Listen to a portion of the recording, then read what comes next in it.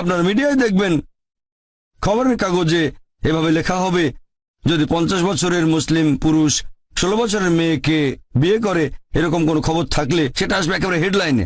50 বছরের মুসলিম পুরুষ 16 বছরের মেয়েকে বিয়ে করেছে, হেডলাইন। যদি 50 বছরের একজন অমুসলিম 6 বছরের একটা মেয়েকে ধর্ষণ করে, সেটা হবে ছোট করে খবর। এক পাশে মিডিয়া এটা করছে।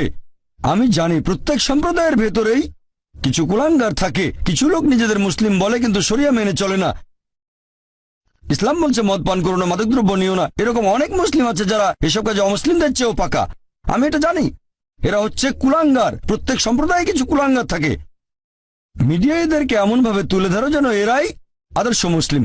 গতকাল একটা উদাহরণ দিয়েছিলাম, যদি একটা গাড়িকে যাচাই করতে চান আর ড্রাইভার যদি ভালো চালাতে না জানে, হুইলের পেছনে কাঁপাকাঁপি করতে করতে অ্যাক্সিডেন্ট করে বসলো, কাকে দোষ দেবেন? ড্রাইভারকে না গাড়িকে? ড্রাইভারকে। তাই মুসলিমদের দেখে ইসলাম ধর্মকে বিচার করবেন না, ইসলামকে বিচার করবেন কোরআন এবং হাদিস দিয়ে।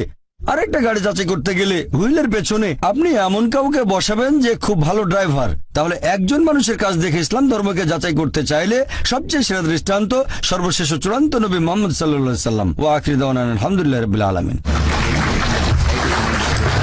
31st নাইট উপলক্ষে আমাদের দেশের দামি দামি হোটেল রেস্তোরাঁগুলোতে যে সমস্ত বড় বড় গানের এবং আমোদের আসর বসে, যে পরিমাণ মাদকের ছড়াছড়ি হয়, যে পরিমাণ অর্থের অপচয় হয়, তার সিকি ভাগও যদি ব্যয় করা হতো, তাহলে দেশে শীতে কম্পমান শত শত হাজার হাজার বনি আদমের শীত নিবারণের ব্যবস্থা হয়ে যেত।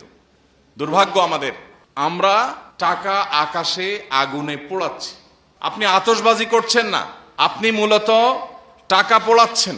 অথচ আপনি যেই ছাদের উপর দাঁড়িয়ে আকাশে ছুঁড়ে টাকা পোড়াচ্ছেন, ঠিক তখনও যদি আপনি নিচের দিকে তাকান, বহু মানুষ এই শীতের কষ্টে ভালো করে উপার্জন করবার সুযোগ পাচ্ছে না।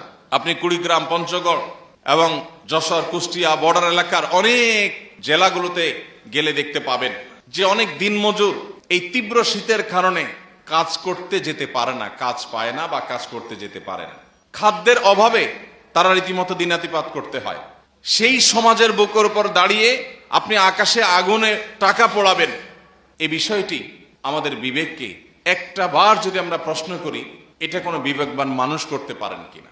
আমাদের বিবেকগুলো জেগে উঠুক, আমাদের অন্তর্চক্ষু খুলে যাক, আমাদের দায়িত্বশীলতা, দায়িত্ব সচেতনতা বৃদ্ধি পাক এবং আমাদের অনাচার, জুলুম, অবিচার এবং মানুষ এবং পরিবেশকে বিপর্যস্ত করবার মতো এই জাতীয় কালচার, এগুলো নিপাত যাক, এগুলো বন্ধ হোক।